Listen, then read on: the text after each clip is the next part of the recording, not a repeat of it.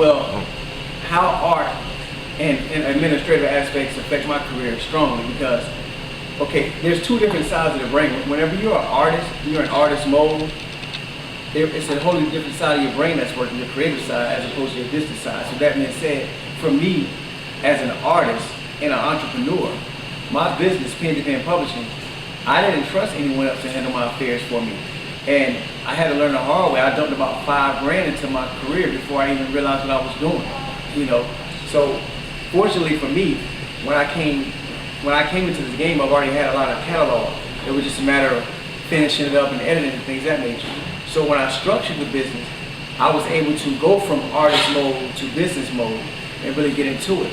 But as I said before, there were still some things I didn't mention. Like when you see my books, everything, like me and my team, we coordinated everything. I led the team, of course, because I'm CEO, but my team coordinated everything from the cover design, which I outsourced to a graphic designer, to the edits, to the distribution, because we don't just publish through CreateSpace via Amazon. We're in other stores. We're in Barnes & Noble, Books A Million, and places like that. We're in a few stores in Jersey and Atlanta. So you have to know these things. You have to be able to conduct the administrative side. Even with the logistics, you have to know it's not feasible for me to order 5,000 books if they're going to just sit inside a warehouse somewhere. You have to know that. You know, you have to know the basic math. What is my bottom line going to be? How is it going to make sense for me to order 5,000 books if I can only sell 1,000 a month? You know, what about those other 4,000 books? Are they going to sit inside some closet and musk away? Or are you going to, also, I'll tell you something else on the administrative side of this business. A lot of your distributors, they're going to try and lowball you. So if you don't know the game, if you can't do numbers, for example, if my retail price is $15, right, and a distributor is trying to get it from me for $5, okay, one of my books is 305 pages. So going into it, I'm already $4 in. Not even counting shipping and handling. I'm already $4 in.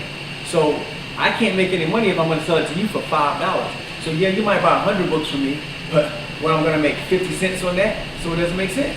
50 cents per book, it doesn't make sense. When you account the shipping into that, okay, to ship a big order, you have to know these things. And again, you only learn through experience because I took those lumps. I was so eager to get my book out there as an artist that on the administrative side, I wasn't thinking about the numbers. 1 + 1 = 2, period. So if I'm printing a book for $4, a distributor wanted from me for $5 for wholesale, but only buying 100, it doesn't make sense. You know, I might as well be at McDonald's. So these are things that you're gonna have to know when it comes to being an artist and an entrepreneur. Just because you can upload something on a CreateSpace and it works, that does not make you an administrative professional. For me, everything in my life that I've gone through has prepared me for this because when I was in the military, I came in as a combat MOS, but some things transpired in my life where I was able to be reassigned, and guess what I did? I was stationed at Fort Jackson, which doesn't have a combat MOS, so I had to learn something new. I worked in an office.